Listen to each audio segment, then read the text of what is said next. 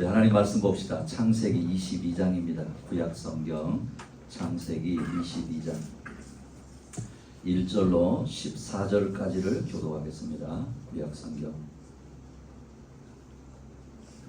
창세기 22장 1절로 14절입니다. 그 일 후에 하나님이 아브라함을 시험하시려고 그를 부르시되 아브라함아 하시니 그가 이르되 내가 여기 있나이다. 여호와께서 이르시되 내 아들 내 사랑하는 독자 이삭을 데리고 모리아 땅으로 가서 내가 내게 일러준 한 산 거기서 그를 번제로 드리라. 아브라함이 아침에 일찍 일어나 나귀의 안장을 지우고 두 종과 그의 아들 이삭을 데리고 번제에 쓸 나무를 쪼개어 가지고 떠나 하나님이 자기에게 일러주신 곳으로 가더니 제3일에 아브라함이 눈을 들어 그곳을 멀리 바라본지라. 이에 아브라함이 종들에게 이르되 너희는 나귀와 함께 여기서 기다리라. 내가 이와 함께 저기 가서 예배하고 우리가 너희에게로 돌아오리라 하고 아브라함이 이에 번제 나무를 가져다가 그의 아들 이삭에게 지우고 자기는 불과 칼을 손에 들고 두 사람이 동행하더니 이삭이 그 아버지 아브라함에게 말하여 이르되 내 아버지여 하니 그가 이르되 내 아들아 내가 여기 있노라. 이삭이 이르되 불과 나무는 있거니와 번제할 어린 양은 어디 있나이까? 아브라함이 이르되 내 아들아 번제할 어린 양은 하나님이 자기를 위하여 친히 준비하시리라 하고 두 사람이 함께 나아가서 하나님이 그에게 일러주신 곳에 이른지라. 이에 아브라함이 그곳에 제단을 쌓고 나무를 버려놓고 그의 아들 이삭을 결박하여 제단 나무 위에 놓고 손을 내밀어 칼을 잡고 그 아들을 잡으려 하니 여호와의 사자가 하늘에서부터 그를 불러 이르시되 아브라함아 아브라함아 하시는지라. 아브라함이 이르되 내가 여기 있나이다 하며 사자가 이르시되 그 아이에게 내 손을 대지 말라. 그에게 아무 일도 하지 말라. 내가 내 아들 내 독자까지도 내게 아끼지 아니하였으니 내가 이제야 내가 하나님을 경외하는 줄 아노라. 아브라함이 눈을 들어 살펴본즉 한 순양이 비에 솟는데 뿔이 수풀에 걸려 있는지라. 아브라함이 가서 그 순양을 가져다가 아들을 대신하여 번제로 드렸더라. 아브라함이 그 땅 이름을 여호와 이레라 하였으므로 오늘날까지 사람들이 이르기를 여호와의 산에서 준비되리라 하더라. 아멘. 자, 우리 계속해서 창세기 강해를 이렇게 듣고 있습니다. 오늘 22번째거든요. 한번 더 따라합시다. 아브라함의 순종과 하나님의 약속입니다. 아브라함의 뭐라고요? 순종이죠, 순종. 그리고 그 순종에 대해서 하나님이 무엇을 또 약속하셨는가 보십시다. 오늘 우리 이 목자님이 대표 기도를 이렇게 하시는데 여러분은 어떤지 모르겠어요. 우리가 기도를 우리가 감상하는 거 아니잖아요. 누구한테 올려드리는 거죠? 하나님께 올려드리는 거잖아요. 근데 그 기도의 내용이 우리에게 들려지잖아요. 그죠? 들려지잖아요. 제가 우리 이 목자님이 앞부분을 이렇게 기도의 내용을 여러분 이거 그냥 하는 거 아니거든요. 기도하면서 준비해 오셨는데 창세기 강해를 정말 잘 듣고 있구나. 여러분 느껴지셨어요? 저만 느끼는 거 아니죠? 그러니까 말씀을 듣고 알구나, 잘 이렇게 적용하려고 하시는구나 하는 게 느껴지거든요. 여러분 우리가 창조주 하나님이 피조물에게 당신을 알려주신다 그랬죠? 그걸 뭐라고요? 네, 계시다 그랬잖아요. 계시에도 자연 만물의 운행과 질서를 통해서 누구라도 창조주를 알 수 있도록 하셨는데 이것이 무슨 계시예요? 자연 계시 그랬죠? 근데 자연 계시가 이제 어떻게 됐습니까? 타락한 이후에 자연 계시로서 하나님을 온전히 알 수 없기 때문에 뭘 주셨어요? 그렇죠. 특별 계시를 주셨다 그랬잖아요. 그것은 바로 인간이 되어서 오신 구세주 예수 그리스도시고 그분에 관하여 기록한 성경 말씀이다. 이렇게 말씀을 드렸어요. 그러니까 여러분 우리가 성경은요 백과사전은 아니지만 적어도 죄인인 우리 인간이 읽고 구원의 길을 알게 하고 구원에 대해서 우리에게 알려주는 책은 뭐라고요? 성경이다라는 것입니다. 그래서 성경은 성령의 감동으로 기록된 특별 계시이기 때문에 성령의 조명이 필요합니다. 조명. 자, 여러분 보세요. 이 조명 있잖아요, 그죠? 이 조명이 깜깜한데 조명이 비춰주면 어떻게 할까요? 밝잖아요. 그러니까 성경은 성령이 기록하게 하셨기 때문에 성령의 조명이 있어야 된다라는 거예요. 성경을 100% 이해할 수 있는 사람은 없습니다. 그래서 때로는요 성경적으로 신학적으로 다 이해가 안 되는 부분이 있다는 것을 인정하는 게 중요합니다. 억지로 해석해서는 안 된다라는 것이죠. 계시의 완성으로서의 성경, 하나님의 말씀을 대하는 자세가 중요합니다. 어떤 자세로 우리가 하나님 말씀을 대해야 되냐면 겸손함으로 성령의 인도하심을 구하는 것입니다. 이런 자세를 우리가 생각하면요, 오늘 아브라함도 그랬지만은 구약에서는 어린 사무엘이요, 이제 이렇게 성막에서 하나님의 임재를 알게 되거든요. 하나님이 자기가 오셨다는 걸 알게 된단 말이에요. 그때 어떻게 반응했는지를 보면 알 수 있어요. 자, 여러분 사무엘상 3장 10절 여러분 한번 읽어보실래요? 시작. 여호와께서 임하여 서서 전과 같이 사무엘아 사무엘아 부르시는지라 사무엘이 이르되 말씀하옵소서 주의 종이 듣겠나이다 하니. 자, 보세요. 그러니까 지금 이때는 아직 구약이니까 하나님께서 특별 계시로서 사무엘에게 지금 나타나셨잖아요. 나타나셨을 때 그 하나님이 부르실 때 필요한 반응, 자세, 모습이라는 거예요. 뭐라고 말하고 있어요? 여호와여 말씀하옵소서 주의 종이 듣겠나이다. 저와 여러분에게도 하나님의 말씀 앞에 이런 반응과 태도가 있기를 축복합니다. 여러분, 우리가 당연히 옳고 그른 것을 분별하여 들어야 되지만은요, 좋은 말과 싫은 말을 가려 들어서는 안 된다는 거예요. 때로는 하나님의 말씀이 우리에게 어떨까요? 좋기만 한 거 아니겠죠? 우리의 죄를 지적하든지 우리의 아픔을 지적하면 어떻게 해야 되는 거예요? 주의 종이 듣겠습니다. 이렇게 듣는 거죠. 그러면서 우리가 마음이 항상 간직해야 되는 것은요, 말씀에 반응하는 것과 믿음의 자세가 필요한데, 그것은 어떤 마음이냐면 따라합니다. 하나님이 항상 오르십니다. 하나님은 신실하십니다. 할렐루야. 여러분, 우리가 하나님 말씀 앞에 반응을 하고 있는데 마음의 자세라는 거예요. 마음의 자세는 항상 어떤 마음이냐면 하나님이 항상 오르십니다. 하나님은 신실하십니다. 이걸 고백하는 겁니다. 오늘 창세기 22장에서는요, 우리가 신앙생활을 하면서 또 역시 가끔 의문을 품는 것 중에 하나가 또 나와요. 여러분, 지금 매주 제가 주제적으로 한 가지씩 이야기하고 있죠? 그래도 오늘도 또 신앙생활을 하면서 우리도 하나님께 의문을 품을 수 있는 또 내용이 나온다는 거예요. 그게 뭐냐면 하나님이 우리를 왜 시험하시느냐라는 거예요. 이것도 여러분, 성경이 뭐라고 하시느냐가 중요합니다. 성경에 나타나는 시험을 보면은요, 하나님의 시험과 마귀의 시험이 나옵니다. 그러니까 뭐라고요? 하나님의 시험도 있고 누구의 시험도 있다고요? 마귀의 시험도 있다는 거예요. 그럼 여러분 보십시오. 이게 하나님의 시험인지 마귀의 시험인지를 어떻게 알 수 있을까요? 우리가 어떻게 알 수 있습니까? 그것은요, 의도와 결과를 보면 됩니다. 왜냐하면 의도와 결과가 근본적으로 다르다는 거예요. 그래서 이거를 잘 아는 사람이 신앙생활 잘 할 수 있는 거예요. 그렇지 않으면 여러분 어때요? 보통 이러잖아요. 가끔 여러분 듣죠? 목사님 누구 시험 들었어 이러잖아요. 우리 학연교회 아직 아니에요. 시험 들으면 별로 없더라고요. 근데 보통 우리가 어때요? 누구 시험 들었어요? 아니면 나 시험 들었어요? 이렇게 표현하잖아요. 그러니까 우리가 하나님의 시험인가 마귀의 시험인가라고 하는 것을 잘 분별할 수만 있다고 한다면 신앙이 우리가 시험에 넘어지지 않고 우리 신앙생활을 잘 할 수 있다라는 겁니다. 그래서 하나님의 시험과 마귀의 시험을 그 단어가 우리 한글은 시험이지만 원어로는 달라요. 영어로도 달라요. 그래서 하나님의 시험 따라합니다. 테스트.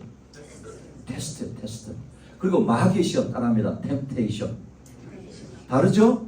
다르다는 거예요. 그러니까 하나님의 시험의 목적은요, 우리의 믿음을 단련시키는 것, 우리를 성장시키려고, 우리에게 순종을 확인하는 것이 목적이에요. 그래서 하나님의 시험을 통과하면 우리의 신앙이 더욱더 성숙해지고 인격적으로 온전해지고 하나님을 더욱 신뢰하는 그런 결과를 보게 되는 거예요. 이게 하나님의 시험이에요. 그런데 반대로 마귀의 시험의 목적은 뭔지 아십니까? 죄짓게 하는 거예요. 하나님과 관계를 파괴하는 겁니다. 우리 영혼을 파멸시킵니다. 불신앙과 죄에 빠지게 좌절에 빠지게 만들어요. 그래서요, 마귀는 우리의 약한 부분을 파고들고 넘어뜨린다는 거예요. 마귀의 시험에 빠져서 유혹에 넘어가면 죄를 짓게 되어지고 그 결과로요, 영적인 침체와 좌절과 하나님과의 단절을 경험하게 된다는 거예요. 자, 그럼 여러분, 우리 한국교회 식구들은 지혜로우니까 지금 여기까지만 들어도 어때요? 하나님의 시험과 마귀의 시험을 분별할 수 있어요? 없어요? 할 수 있기를 축복합니다. 이게 하나님 시험이었구나, 마귀의 시험이구나 하는 걸 금방 알 수 있다는 거예요. 그러니 제일 중요한 거는요, 따라합니다. 시험에 들지 않아야 합니다. 제일 중요한 거는 시험에 들지 않아야 되는 거예요. 자, 자, 우리 누가복음 22장 46절에 보시면요. 이르시되 어찌하여 자느냐 시험에 들지 않게 일어나 기도하라 하시니라. 예수님 이렇게 말씀하셨거든요. 자, 여러분 세 번째 읽어보세요. 시작. 그래서 그들에게 말씀하셨다. 왜들 자고 있느냐? 시험에 빠지지 않도록 일어나서 기도하여라. 그렇죠. 예수님이 하신 말씀이에요. 여기는 네가 시험에 빠지지 않도록 뭐 해라? 기도해라. 자지 마라. 이거는 육신의 잠도 포함되지만 물론 영적인 잠이에요. 영적인 잠. 우리가 시험에 들지 않기 위해서는 뭐 해야 돼요? 영적으로 깨어 있어야 된다. 이렇게 말씀한다라는 거예요. 그러면서 이 시험이 어떤 시험인지를 분별해야 된다. 분별. 그래서 여러분 사실은 시험 자체는요. 어때요? 하나님의 시험은요. 때로는 고통스럽지만요. 하나님의 말씀의 그 원칙 안에서 이루어진다라는 걸 우리는 알아야 돼요. 그래서 우리가 하나님의 말씀을 붙들고 시험을 대해야 되는 겁니다. 자, 고린도전서 10장 13절 여러분 같이 읽습니다. 시작. 사람이 감당할 시험 밖에는 너희가 당한 것이 없나니 오직 하나님은 미쁘사 너희가 감당하지 못할 시험 당함을 허락하지 아니하시고 시험 당할 즈음에 또한 피할 길을 내사 너희로 능히 감당하게 하시느니라. 아멘. 여러분 우리가요 이 말씀만 묵상하고 여러분이 정말 마음에 딱 새겨두면 사실은 이 말씀 고린도서 10장 13절 말씀 가지고도 시험을 우리가 분별할 수가 있어요. 이겨낼 수가 있다는 거죠. 마귀가 하는 시험은요, 보십시오. 마귀가 하는 시험은요, 불법, 편법, 거짓말, 시기와 질투 등 죄악된 방법을 사용합니다. 이게 마귀가 하는 거예요. 그래서 우리의 이기심과 정욕을 부추기는 거예요. 이게 마귀가 하는 시험입니다. 여하튼 말씀드렸던 것처럼 시험은 반드시 뭐 해야 된다고요? 이겨야 되는 겁니다. 그래야 믿음으로 승리하는 것이고 하나님을 경험하는 감정이 커지고 늘어가기 때문에 그런 것입니다. 이런 의미에서 오늘 창세기 22장 사건은요 우리에게 아주 또 중요한 교훈을 주고 있다 이 말이에요. 그래서 오늘은 아브라함의 순종과 하나님의 약속 첫 번째 따라합니다. 시험하시는 하나님입니다. 어떤 하나님이세요? 시험하시는 하나님. 이 말만 들어도 시험에 드는 분들 있어. 하나님 뭐 하신다고요? 시험하신다. 오늘 창세기 22장은요. 지금까지 제가 앞에 지금 계속 이야기했던 이해하기 어려운 시험에 대한 이야기가 나오는 거예요. 아마 성경 전체에서도요. 가장 이해하기 어렵고 가장 강력한 믿음의 본질을 보여주는 본문이기도 해요. 오늘 22장이. 왜냐하면 하나님은 한 사람 아브라함에게 평생을 기다려서 얻은 독자를 주셨잖아요. 그죠? 이삭 주셨죠? 기적적으로 주셨잖아요. 근데 이제는 그 이삭을 모리아산에서 뭐로 바쳐라? 번제로 바치라고 명령하고 있기 때문에 그렇다 이 말입니다. 놀라운 것은요. 이삭을 번제물로 바치라는 하나님도 이해가 안 되는데 여기에 대꾸 하나 하지 않고 즉시 순종하는 아브라함의 모습은 여러분 어때요? 지금까지 우리가 보아왔던 아브라함의 모습이 아니잖아요. 맞지요? 그런 모습이라는 거예요. 자, 우리 1절, 2절 제가 여러분 한 절. 그 일 후에 하나님이 아브라함을 시험하시려고 그를 부르시되 아브라함아 하시니 그가 이르되 내가 여기 있나이다. 여호와께서 이르시되 내 아들 내 사랑하는 독자 이삭을 데리고 모리아 땅으로 가서 내가 내게 일러준 한 산 거기서 그를 번제로 드리라. 자 보십시오. 1절에 보니까 그 일 후에 하나님 그러니까 기적적으로 이삭을 주셨단 말이에요. 그죠? 이삭을 주시고 난 다음에 아브라함을 시험하시려고 이렇게 말씀하고 있어요. 여기에 사용된 시험이 자 또 여러분 정신 잘 차리고 계시는가? 테스트일까요? 템테이션일까요? 테스트. 이걸 히브리어는요 따라합니다. 나사. 나사 아시죠? 나사요. 나사. 히브리어로 단순한 능력을 점검하는 이 단어가 아니에요. 마치 우리 이런 거 있어요. 현대 자동차에서 차를 만들어 가지고 이 차가 잘 나가나 안 나가나 시험하죠. 그렇잖아요. 그 단어가 아니다 이 말입니다. 이 시험은요 금광석에서 순수한 금을 분리하기 위해서 불에 넣어서 순도를 확인하는 것과 같아요. 이해하시겠어요? 이 의미를? 그러니까 금은 다른 금속과는 다르게요. 불에 녹지 않고 오히려 불에 많이 노출될수록 순도가 높아지는 내구성을 가지고 있다는 거예요. 금이 그래요. 금이. 그래서 고온의 불을 이용하여서 그 광석 속의 불순물을 제거하고 아주 순도 높은 금을 만들어내는 거예요. 이 시험이 마치 그런 단어와 같다는 겁니다.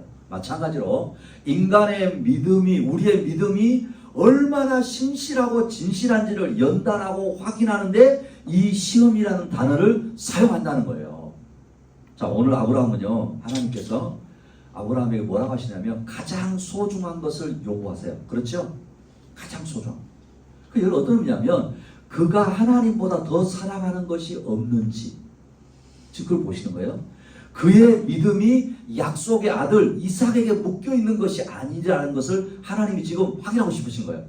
무슨 말이냐면 이런 거란 말이에요. 여러분, 보통 지금 아브라함이 이삭 때문에 내가 하나님 믿어, 이런 게 있나? 하나님 지금 보고 계시는 거예요. 여기서 우리가 또 보아야 하는 것은요, 하나님은 이삭을 바치라는 명령으로 아브라함의 그 믿음을 시험하시는데 스스로 자손의 약속을 위태롭게까지 하시면서 아브라함을 신뢰하고 계시는 것을 볼 수 있어요. 여러분, 맞죠? 그럼 하나님이 지금 이삭을 주실 때는 언제고 다시 이삭을 가져가시는 것처럼 보인다는 말은요, 이 하나님의 약속을 위태롭게 하시는 거죠. 그런데도 한편으로는요, 하나님 지금 누구를 믿고 있는 거예요? 아브라함을 믿고 있는 거예요. 저와 여러분에게 이런 믿음이 있기를 축복합니다. 구속사적으로 보면 아브라함의 그 이삭의 헌신은요, 앞으로 이제 훗날에 하나님께서 우리 인류 구원을 위해서 독생자 예수 그리스도를 십자가에 내어주실 것을 예표하고 있다, 이 말이에요. 이삭은 죄가 없지만 우리를 위해서 희생되신 예수 그리스도의 그림자예요. 그림자. 그것을 우리가 이거 보게 됩니다. 또 이 사건을 통해서요, 여러분 한번 생각해 보세요. 아브라함의 이삭이 어느 정도 중요할까요? 네? 아브라함의 이삭이 여러분 어느 정도 중요할까요? 그렇죠. 목숨하고도 바꿀 수 있는 그런 아들이잖아요. 근데 이 사건을 통해서 하나님께서 우리를 위해서 얼마나 큰 희생을 하셨는지를 보여주는 중요한 사건이라는 거예요. 우리의 삶에서도 여러분, 하나님은요, 이와 같이 시험하실 때가 있어요. 때로는요, 가장 소중한 것. 그리고 오늘 예배 시간에 여러분 한번 잘 생각해 보세요. 하나님이 만약에요, 우리에게 언젠가 너에게 가장 소중한 거, 이건 너 나한테 바칠 수 있어? 그러실 수 있다는 거예요. 그게 시간이 될 수도 있고 물질이 될 수도 있고, 맞죠? 심지어는 우리의 꿈과 비전이 될 수도 있어요. 여러분 어떻게 반응하실래요? 우리 각자에게 때로는 내가 가장 이삭처럼 여기고 있는 뭔가가 있을 수 있는데 하나님이 어느 순간에 야, 너 그거 나한테 바쳐라, 이렇게 하실 수 있다라는 거예요. 그럴 때 여러분 보통은 어떻게 반응할까요? 네? 보통은 어떻게 반응할까요? 분명히 그래요. 왜 이런 어려움을 주실까? 그죠? 왜 나한테 이런 어려움을 주실까? 절망하고 원망할 수 있어요. 원망할 수 있어요. 그러나 여러분 기억해야 합니다. 하나님은 우리를 넘어뜨리기 위해서 시험하시는 것이 아니다라는 거예요. 우리의 믿음의 깊이를 더하고 우리가 얼마나 하나님을 신뢰하는지 확인하기 위해서 시험하십니다. 그리고 이 시험을 통해서 우리의 믿음은 더욱 단단해진다라는 사실입니다. 할렐루야. 또한요, 시험 받을 때 우리가 붙들어야 될 말씀이 있어요. 자, 우리 야고보서 1장 12절 13절 제가 한 절 여러분 한 절. 시험을 참는 자는 복이 있나니 이는 시련을 견디어낸 자가 주께서 자기를 사랑하는 자들에게 약속하신 생명의 면류관을 얻을 것이기 때문이라. 사람이 시험을 받을 때 내가 하나님께 시험을 받는다 하지 말지니 하나님은 아이에게 시험을 받지도 아니하시고 친히 아무도 시험하지 아니하시느니라. 자, 보십시오. 우리가 하나님으로부터 어떤 우리 살아가면서 시험을 만났을 때 시험을 기쁘게 받아서 잘 인내한 자에게 생명의 면류관의 복을 주신다, 이렇게 말씀하고 있어요. 이런 은혜가 있기를 축복합니다. 그리고 아까 앞에서 선언에 말씀드렸던 고린도전서 10장 13절 말씀이에요. 저는 이 말씀을 늘 묵상하거든요. 붙들거든요. 사람이 감당할 시험 밖에는 너희가 당한 것이 없나니 오직 하나님은 미쁘사 너희가 감당하지 못할 시험 당함을 허락하지 아니하시고 시험 당할 즈음에 또한 피할 길을 내사 너희로 능히 감당하게 하시느니라. 여러분 시험 가운데 있습니까? 아니면 앞으로 우리 상반에 시험이 있다라고 하더라도 하나님을 신뢰할 수 있기를 축복합니다. 하나님은 감당치 못할 시험을 허락하지 않으신다. 또한 피할 길을 주신다. 저는 이 하나님을 신뢰합니다. 사실 지금까지 저의 인생의 길이 이런 하나님이셨어요. 사랑하는 우리 하경교회 식구 여러분, 우리의 인생길 가운데 모든 시험을 이기고 감당할 수 있는 복을 누리시기를 축복합니다. 아브라함의 순종과 하나님의 약속 두 번째 따라합니다. 하나님의 예비하심입니다. 하나님의 예비하심이거든요. 하나님이 이삭을 번제물로 바치라는 명령에 아브라함이 아무런 망설임이 없이 순종했다고 그랬죠. 자, 여러분 보세요. 3절 읽어보실래요? 시작. 아브라함이 아침에 일찍이 일어나 나귀의 안장을 지우고 두 종과 그의 아들 이삭을 데리고 번제에 쓸 나무를 쪼개어 가지고 떠나 하나님이 자기에게 일러주신 곳으로 가더니. 자, 보십시오. 하나님이 이삭을 바치라고 하는 명령을 내리셨잖아요. 그때 아브라함이 어떻게 순종했는지를 여기 이야기하는 거예요. 근데 이거를 저는 이렇게 표현하고 싶어요. 따라합니다. 하나님의 비상식적인 명령. 하나님의 비상식적인 명령이거든요. 그런데 여기에 덩달아서 아브라함의 비상식적인 순종이라는 거예요. 왜 그러냐면 아브라함은요, 하나님의 비상식적인 명령에 적극적으로 순종을 합니다. 자, 그러면 왜 하나님의 명령이 비상식적인가? 그것은요, 분명히 아브라함에게 하나님 후손을 약속하셨죠? 별과 같이 많게 해줄게 하나님 약속하셨잖아요. 근데 이 약속을 누굴 통해서 이루신다고요? 이삭을 통해서 이루어질 것이라고 하셨잖아요. 그런데 이 약속의 핵심인 이삭을 지금 뭐로 바쳐라? 번제로 바치라고 하는 것은 하나님의 약속을 스스로 파기하는 것처럼 보이기 때문에 그런 거예요. 그러니까 자칫 잘못하면 그동안 쌓아온 하나님에 대한 아브라함의 믿음과 신뢰를 근본적으로 흔들 수 있는 거예요. 그래요, 안 그래요? 그럴 수 있잖아요. 아마 저 같아도 그럴 수 있을 것 같아요. 아니, 하나님 지금까지 이렇게 주셔놓고는 왜 이렇게, 그죠? 충분히 그럴 수 있는 상황이잖아요. 그리고 왜 비상식적인 명령인가 하면요, 그 당시 가나안 지역의 이방 민족들이요, 자신들의 자식을 자신들의 신에게 자녀를 희생제물로 바치는 풍습이 있었단 말이에요. 근데 이 풍습은 하나님이 끔찍하게 여기시는 것이었어요.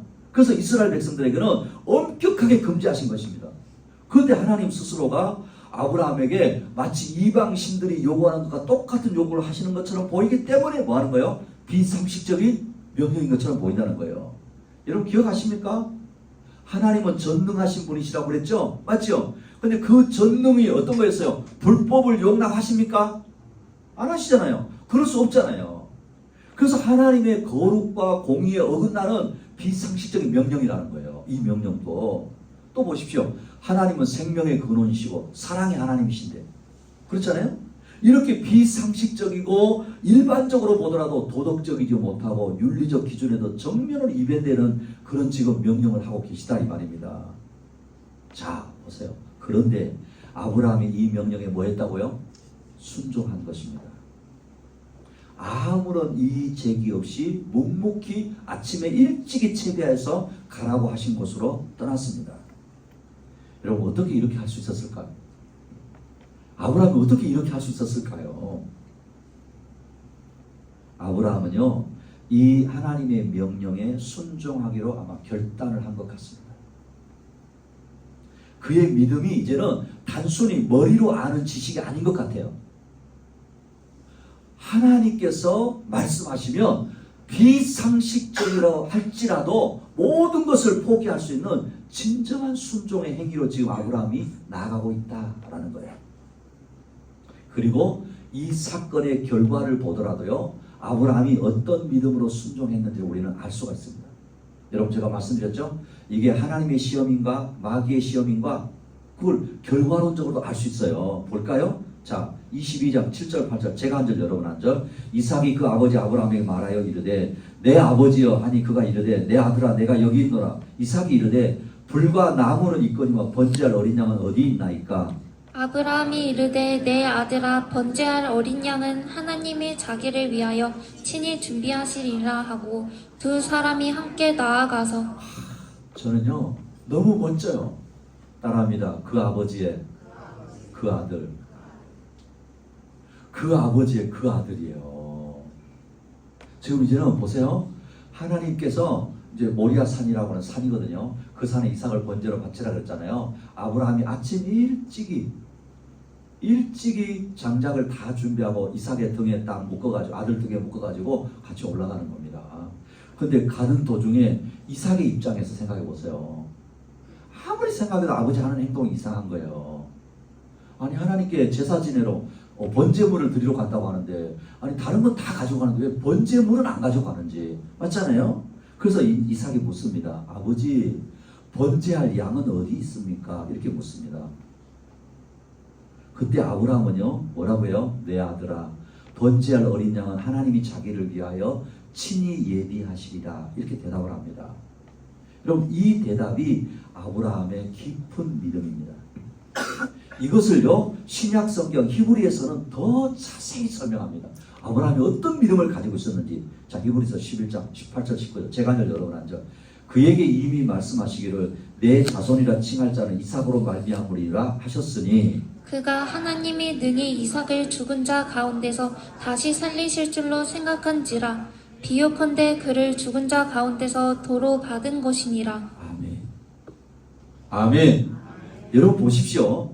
아브라함이 그 비상식적인 하나님의 명령인 것처럼 보이는데 우리가 봤을 때 비상식적으로 순종하는 것처럼 보이는데 아브라함이 그렇지 않았다는 거예요.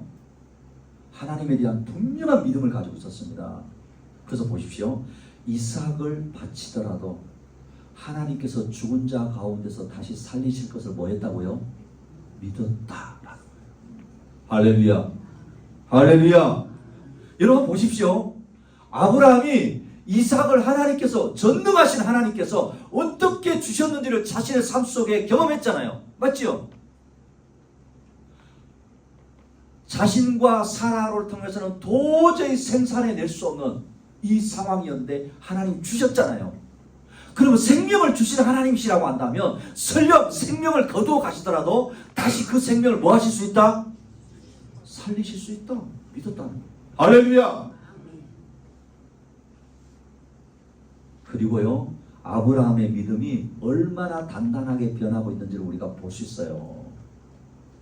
그래서 여러분 보십시오. 지금까지 22장 우리 그 앞에까지 아브라함 이야기에서 제가 계속 이야기했잖아요. 자기 힘으로 기업을 이을 자를 만들어내려고 얼마나 그랬어요. 맞죠? 자기 힘으로 자기 방법으로 자기 생각으로 자기 경험으로 한번 해보려고 얼마나 했습니까? 그런데 이제는 어때요? 그 모든 것을 내려놓고 있는 아브라함의 모습이라는 거예요.